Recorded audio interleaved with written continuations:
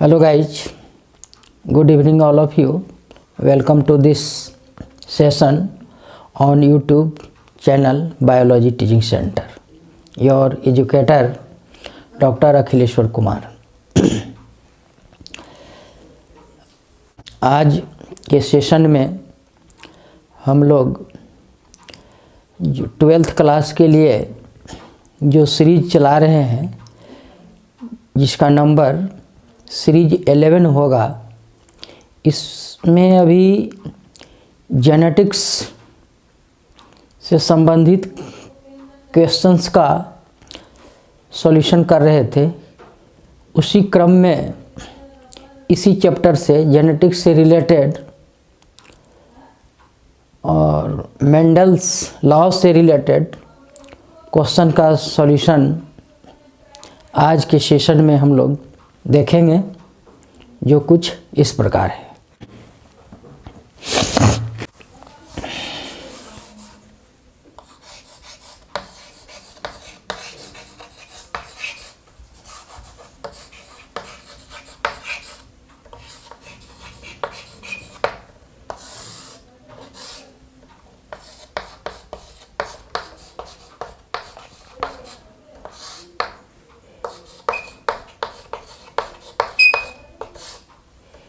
एक संकरण। तो आज के जो क्वेश्चंस, ये मोनोहाइब्रिड क्रॉस मेंडल्स के एक संकरण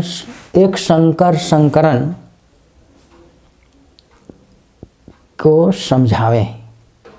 तो यहाँ पर समझना है कि मोनोहाइब्रिड क्रॉस होता क्या है।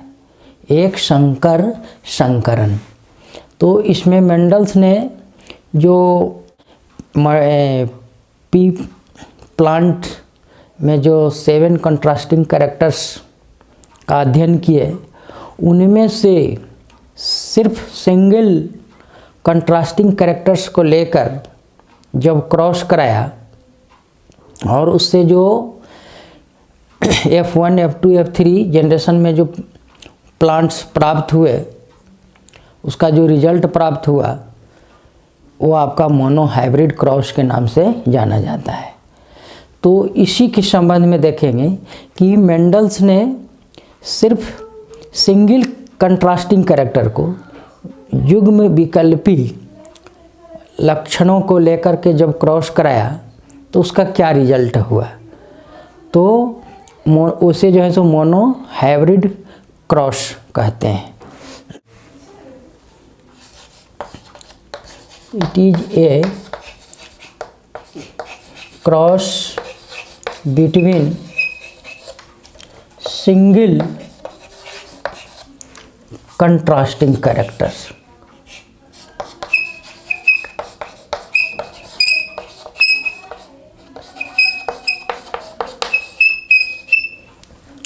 मोनोहाइब्रिड का मतलब सिंगल विकल्पी लक्षणों, कंट्रास्टिंग का मतलब विकल्पी लक्षण का लेकर जो क्रॉस कराया जाता है उसे जो है सो एक संकरण। मेंडल ने जब सिर्फ एक विरोधी लक्षण, इसको हिंदी में बोल सकते हैं, जब एक विरोधी लक्षण को लेकर जब प्लांट्स या पेरेंट्स को जब क्रॉस कराया जाता है तो उसे एक संकरण कहा जाता है या मोनोहाइब्रिड। हाइब्रिड का मतलब ही होता है सेम प्रजाति के बीच जो है क्रॉस कराने के बाद जब नए प्रोडक्ट प्राप्त होते हैं, प्लांट्स प्राप्त होते हैं, वो हाइब्रिड कहलाते हैं। तो it is a cross between single contrasting character. तो मेंडल्स ने जो है जो पहला कंट्रास्टिंग कैरेक्टर था प्लांट्स का हाइट, तो हाइट में आपका 2 चीज़ हुआ, टॉल एंड ड्वार्फ। टॉल माने लंबा, ड्वार्फ का मतलब बौना और लंबा, ये दोनों जो है सो हाइट, कम हाइट है उसको हम ड्वार्फ बोलते हैं, उससे अगर ज़्यादा है तो वो टॉल हुआ। एक दूसरे के विपरीत, टॉल हमेशा टॉल नहीं हो सकता है, अगर उससे और लंबा हुआ तो वो ड्वार्फ हो गया, वो टॉल हुआ। या अगर ड्वार्फ है तो उसके नीचे और एक, तो ये टॉल हो जाता है। तो टॉल एंड ड्वार्फ जो है सो आपका हाइट से रिलेटेड है।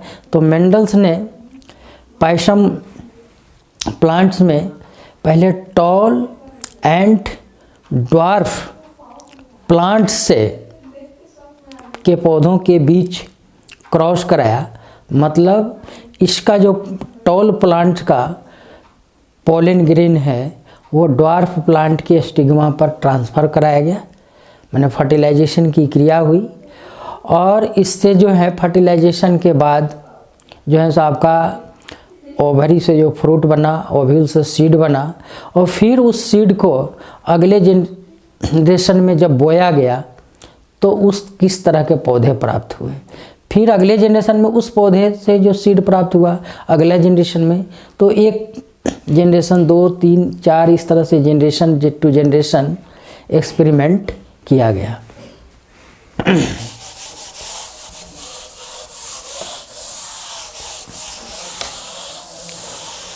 तो सबसे पहले मेंडल्स ने जो है ये आपका टॉल प्लांट को लिया और उसका जो है ऑपोजिट ड्वार्फ, ये टॉल का मतलब आपका लंबा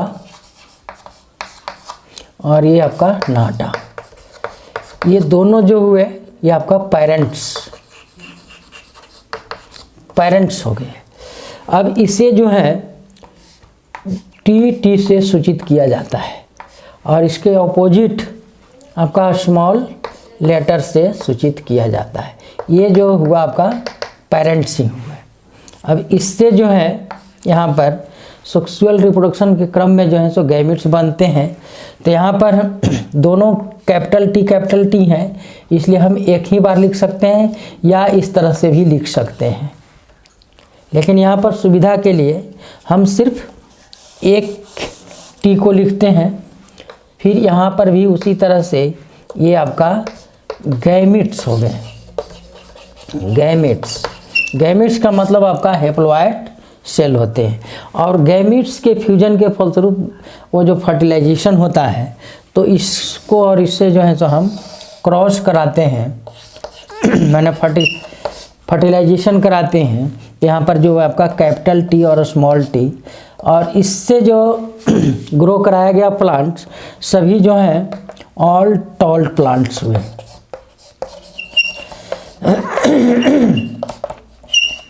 F1 जनरेशन में सभी के सभी, F1 का मतलब फिलियल 1 जनरेशन पहला विच डिनोटेड बाई F1।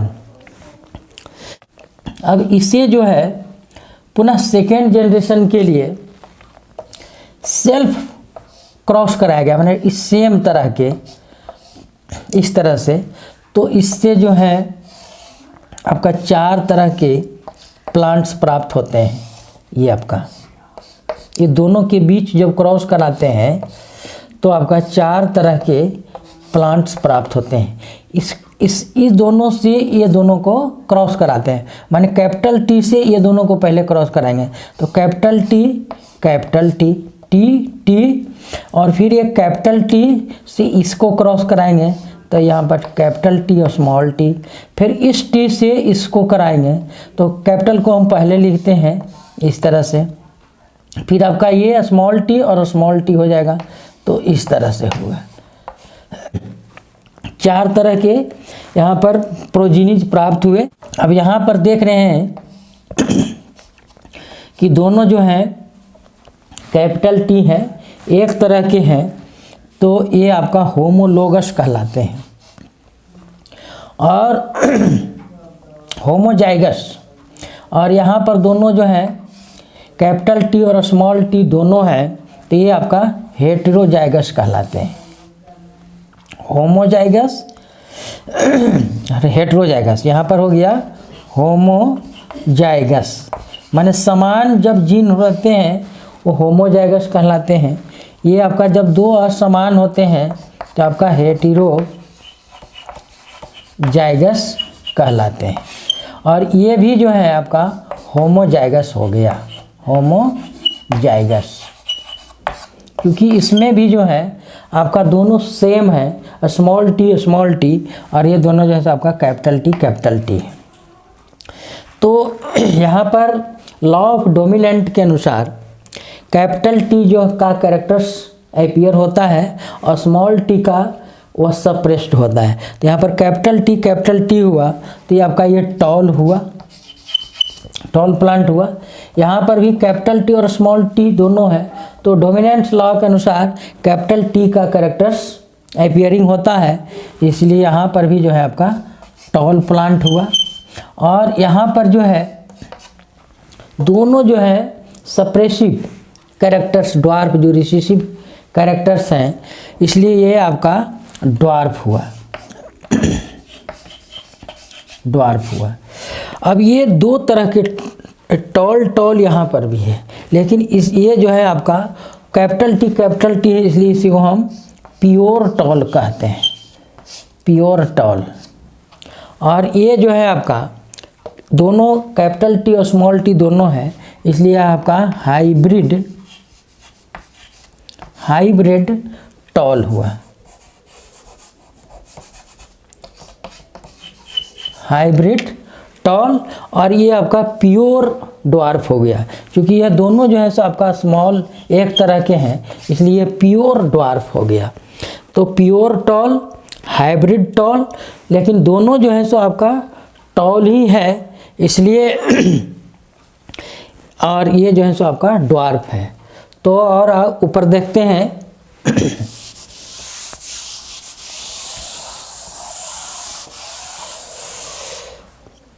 यहाँ पर जो आपका टी था वो आपका 1 हुआ,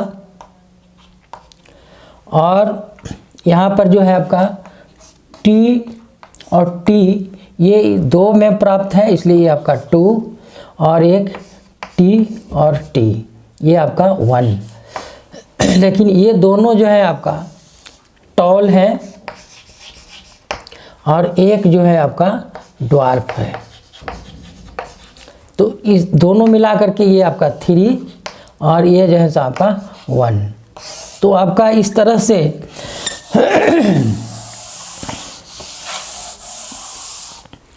ये जो रेशियो प्राप्त हुआ ये आपका ये जीनोटिपिक रेशियो हो गया।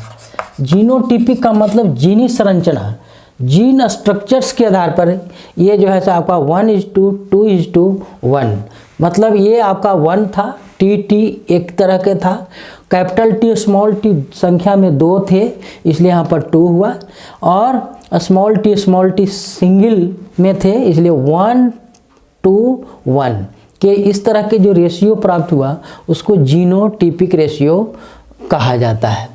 मतलब ये क्वेश्चन पूछता है कि मोनोहाइब्रिड क्रॉस में जीनोटिपिक रेशियो क्या था, तो 1:2:1। और यहाँ पर देखते हैं कि दोनों जो है आपका टॉल ही है, तो ये आपका 2 और 1 3 और 1, तो यह 3:1 जो रेशियो प्राप्त हुआ ये आपका फिनोटिपिक एक्सटर्नल फीचर्स के रूप में देखते हैं कि दोनों टॉल है और एक जो है आपका प्योर ड्वार्फ है। तो आपका टॉल एंड ड्वार्फ का जो रेशियो हुआ इसको फिनोटिपिक रेशियो बोलते हैं, फिनोटिपिक रेशियो। फिनोटिपिक का मतलब, फिनोटाइप का मतलब एक्सटर्नल फीचर्स, जैसे आपका शेप, कलर्ड, साइज, ये जो है आपका फिनोटिपिक रेशियो। और जीनोटिपिक का मतलब है जी जीनी स्ट्रक्चर, जीन्स स्ट्रक्चर, जीन किस रूप में है, कैपिटल स्मॉल कैपिटल। तो इस तरह से ये आपका होमोजाइगस, हेट्रोजाइगस और होमोजाइगस। होमोजाइगस माने दोनों जीन जब सेम होते हैं वो होमोजाइगस कहलाते हैं, और जब दोनों जीन डिफरेंट होते हैं तो हेट्रो का मतलब डिफरेंट होता है।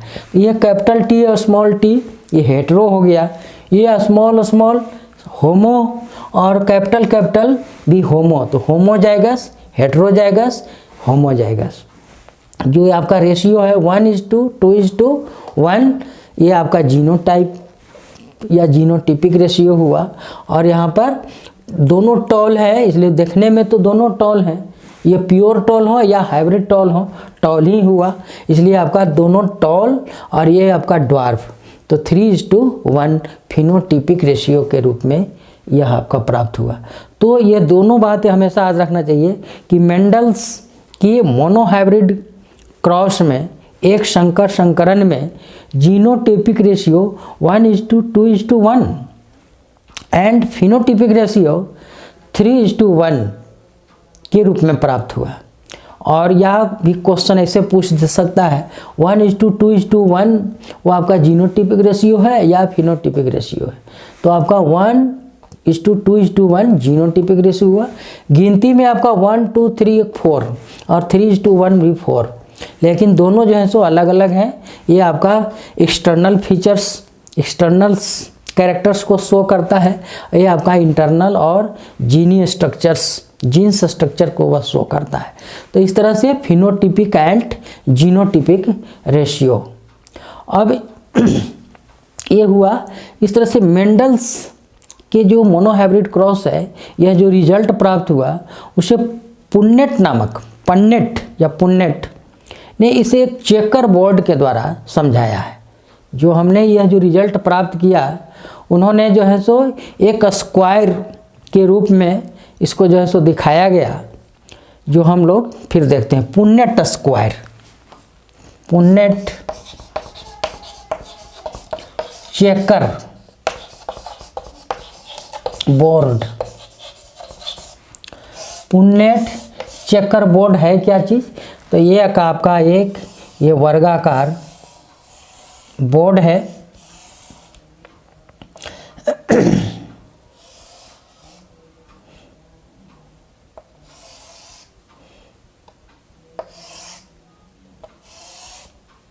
ये आपका एक चेकर बोर्ड है और यहाँ पर जो हमने कैपिटल टी जो और स्मॉल टी, ये जो आपका गैमिट बना, फिर इसे सेल्फ क्रॉस जो कराया गया इस तरह से, तो इसमें से एक आपका मेल होगा और दूसरा जो है सो आपका फीमेल होगा। तो उसी में से इस गैमिट है ये। तो एक तरफ ये हम ले लेते हैं एक मेल का, यहाँ पर टी और टी, ये आपका इधर हो गया, और नीचे तरफ जो है ये जो है फीमेल का हो गया टी और स्मॉल टी। ये अब इसको जो है इसके साथ क्रॉस कराते हैं तो टी और कैपिटल टी हो गया। इसको जो है इसके साथ करा रहे हैं तो ये स्मॉल टी हो गया। इसको जो है फिर इसके साथ करा रहे हैं क्रॉस, तो कैपिटल टी स्मॉल टी, फिर अब स्मॉल टी के साथ, तो ये आपका वही रिजल्ट प्राप्त होता है। सिर्फ एक चेकर बोर्ड के द्वारा इसको दर्शाया गया है। Capital T capital T, capital T small T, capital T small T, इसकी संख्या जो है सो 1 और 2 यहाँ पर है। आपका स्मॉल टी 1 है, तो ये आपका यही आपका ये जो है सो आपका 1 हुआ, ये आपका जो है सो 2 हुआ, ये और ये जो है सो आपका 1 हुआ। तो यही आपका 1:2:1, जो आपका 1:2:1 जीनोटाइपिक रेशियो। लेकिन ये और ये दोनों जो है सो आपका, ये आपका टॉल प्लांट है, ये भी आपका टॉल, ये भी आपका टॉल, और ये जो है सो आपका ड्वार्फ हुआ। तो इससे जो है पुन्नेट नामक साइंटिस्ट ने इसको एक चेकर बोर्ड के द्वारा बताया, जो इसको आसानी से समझा जा सकता है कि कैसे हुआ। एक चूँकि सेक्सुअल रिप्रोडक्शन क्रम में 2 गैमिट्स होते हैं, एक male gamete and female gamete. तो ये आपका गैमिट्स उसको जो है सो सेल्फ क्रॉस जब कराया मेल और फीमेल के बीच, ये आपका मेल और ये आपका फीमेल का सिंबल है, मेल और फीमेल। तो इधर आपका मेल और इधर जो है सो आपका फीमेल गैमेट्स को लिया, और इस तरह से क्रॉस कराने पर आपका 3:1 और 1:2:1 के रेशियो में प्राप्त हुआ। यह जो आपका हो गया फिनोटिपिक, और ये जो है सो आपका जीनोटिपिक प्राप्त हुआ। तो हमेशा ये याद रखने की चीज़ है कि मोनोहाइब्रिड क्रॉस में 3:1 phenotypic ratio, 1:2:1 genotypic ratio.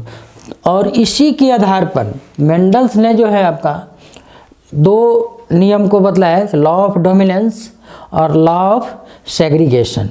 Law of dominant में देखें कि जब मेंडल्स ने टॉल और ड्वार्फ प्लांट के बीच क्रॉस कराया तो F1 जनरेशन में ऑल प्लांट्स आर टॉल, सभी के सभी जो है सो टॉल प्लांट हुए, जबकि उसमें रिसेसिव कैरेक्टर्स ड्वार्फ का भी कैरेक्टर्स छिपा हुआ था, लेकिन वह सब डोमिनेंट कैरेक्टर्स के द्वारा उसे जो है सो सप्रेस्ड कर दिया गया और सभी के सभी टॉल प्लांट्स वाले उत्पन्न हुए। तो यह जो रिजल्ट प्राप्त हुआ वो लॉ ऑफ डोमिनेंस कहलाया। इसके बाद F1 जनरेशन में प्राप्त प्रोजीनीज को जब सेल्फ पॉलिनेशन या सेल्फ क्रॉस कराया गया तो आपका 1:2:1 या 3:1 के रेशियो में प्राप्त हुआ। तो यहाँ पर देखते हैं कि जो ड्वार्फ कैरेक्टर्स था वह सेकेंड जनरेशन में आकर के यह सेपरेट हो गया, लेकिन F1 जनरेशन में वह सेपरेट नहीं हुआ बल्कि सप्रेस्ड रहा, लेकिन वह प्रेजेंट था। और सेकेंड जनरेशन में वह जो है सो यहाँ आकर अपीयर हो जाता है, सेपरेट हो जाता है, जिसे लॉ ऑफ सेग्रीगेशन या law of purity of gametes, law of segregation and law of purity of gametes, युग्मकों की शुद्धता का नियम। यहाँ पर जो हमने ड्वार्फ कैरेक्टर्स लिया पेरेंट्स के रूप में, जो रिसेसिव कैरेक्टर था, यहाँ पर आकर वह आपका अपीयर हो जाता है, सेग्रीगेट हो जाता है, सेपरेट हो जाता है, जिसे लॉ ऑफ सेग्रीगेशन कहते हैं। तो मोनोहाइब्रिड क्रॉस के द्वारा मेंडल्स ने 2 लॉ बतलाए, एक लॉ ऑफ डोमिनेंट और दूसरा जो है सो लॉ ऑफ सेग्रीगेशन या law of purity of gametes. तो इस तरह से मेंडल्स के मोनोहाइब्रिड क्रॉस से या मोनोहाइब्रिड क्रॉस के बारे में डिटेल में बताएं, ये क्वेश्चन पूछता है। दूसरा क्वेश्चन कि लॉ ऑफ डोमिनेंस क्या है, तो इसी के आधार पर है, या लॉ ऑफ सेग्रीगेशन क्या है, तो मेंडल्स के आपका मोनोहाइब्रिड क्रॉस पर ही वह आधारित है। तो इस तरह से आपका मोनोहाइब्रिड क्रॉस अगर हम समझ लेते हैं तो इससे किसी तरह का क्वेश्चंस एराइज होता है तो हम इसको सॉल्व कर सकते हैं। इसमें से क्वेश्चन ही मोनोहाइब्रिड क्रॉस क्या है, तो इसमें सिंगल कंट्रास्टिंग कैरेक्टर्स, सिंगल विरोधी लक्षण, ऑपोजिट कैरेक्टर्स वाले जो को लेकर के टॉल उसका ऑपोजिट ड्वार्फ होता है, इसके बीच जो क्रॉस कराया गया वो आपका मोनोहाइब्रिड क्रॉस कहा गया। और इसके बीच जब क्रॉस कराया गया, टॉल जो है सो आपका डोमिनेंट कैरेक्टर्स है और ड्वार्फ जो है सो रिसेसिव कैरेक्टर्स वाले हैं, दोनों के बीच क्रॉस कराया गया। तो F1 जनरेशन में आपका ऑल प्लांट्स आर टॉल, सभी के सभी यहाँ पर टॉल प्लांट्स हुए, मतलब डोमिनेंट कैरेक्टर्स यहाँ पर टॉल जो डोमिनेंट था वो अपीयर हुआ और जो रिसेसिव था अप्रभावी गुण जो था, जो ड्वार्फ था बौनापन, वो आपका सप्रेस था, दबा हुआ था, जिसके कारण सभी के सभी टॉल प्लांट हुए। सेकेंड जनरेशन में जब कैपिटल टी और स्मॉल टी को सेल्फ क्रॉस कराया गया, ये यहाँ पर देख रहे हैं, तो आपका यहाँ पर टॉल एंड ड्वार्फ दोनों तरह के प्लांट्स यहाँ पर अपीयर हुए, जिसमें से टॉल भी 2 तरह के हुए, एक आपका प्योर टॉल जो होमोजाइगस कंडीशन में है, और आपका एक कैपिटल टी और स्मॉल टी जो आपका ये आपका हाइब्रिड टॉल के रूप में था, और एक आपका स्मॉल टी जो आपका प्योर ड्वार्फ के रूप में था। तो इस तरह से क्वेश्चंस पूछा जा सकता है कि इसका फिनोटिपिक रेशियो, मोनोहाइब्रिड क्रॉस के फलस्वरूप फिनोटिपिक रेशियो क्या हुआ, तो 3:1, और जीनोटिपिक रेशियो क्या हुआ, तो 1:2:1, या फिर मोनोहाइब्रिड क्रॉस क्या है, या इस क्रॉस के फलस्वरूप मोनोहाइब्रिड क्रॉस के फलस्वरूप जो 2 नियम निकल कर आया, लॉ ऑफ डोमिनेंस क्या है, तो उसको भी हम अच्छी तरह से समझा सकते हैं कि मेंडल्स ने अपने एक्सपेरिमेंट में आपका एक सिंगल कैरेक्टर्स को लेकर के क्रॉस कराया, टॉल एंड ड्वार्फ, तो F1 जनरेशन में सभी के सभी टॉल प्लांट्स हुए, जो लॉ ऑफ डोमिनेंस कहलाता है। लॉ ऑफ डोमिनेंस ये बतलाता है कि जो डोमिनेंट कैरेक्टर्स हैं वो आपका जो है सो अपीयर होगा, और रिसेसिव कैरेक्टर्स वाले सप्रेस्ड कर दिए जाते हैं डोमिनेंट कैरेक्टर्स के द्वारा।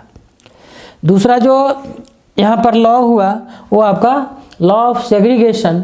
तो F1 जनरेशन में प्राप्त प्रोजीनीज का जब सेल्फ क्रॉस कराया गया तो यहाँ पर आपका जो है सो एक जो पेरेंट्स के रूप में रिसेसिव कैरेक्टर्स वाले का जब जो स्मॉल टी था यहाँ पर आकर के वह सेपरेट हो जाता है। जिस रूप में था पेरेंट उस रूप में जो है सो यहाँ पर चाइल्ड या ऑफ स्प्रिंग प्राप्त होता है। इसे जो है सो लॉ ऑफ सेग्रीगेशन कहा जाता है।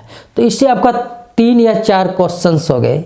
लॉ ऑफ डोमिनेंस क्या है, लॉ ऑफ सेग्रीगेशन क्या है, मोनोहाइब्रिड क्रॉस क्या है, मेंडल्स के मोनोहाइब्रिड क्रॉस का वर्णन करें या लिखें ये, और ऑब्जेक्टिव के रूप में मेनली रूप से कि फिनोटिपिक रेशियो क्या है, ये क्वेश्चन सर्टेन रहता है इस तरह के, और जीनोटिपिक रेशियो 1:2:1। तो आई होप दैट मैं ऐसा समझता हूँ कि आप लोगों को यह मोनोहाइब्रिड क्रॉस समझ में आ गया होगा। और अगर समझ में आ गया है तो आप लोग से रिक्वेस्ट है कि बायोलॉजी टीचिंग सेंटर जो मेरा चैनल है उसे आप निश्चित रूप से अवश्य सब्सक्राइब करें, और वीडियो को जो है लाइक करें, एवं अपने फ्रेंड्स को भी यह बताएं इस तरह के। तो इसे अपने फ्रेंड्स एवं क्लासमेट्स जो भी हैं उनके साथ जो है सो शेयर अवश्य करें, जिससे अधिक से अधिक ये ईयर 2023 बायोलॉजी पेपर में जो है सो सभी अच्छे मार्क्स ला सकें। Thank you.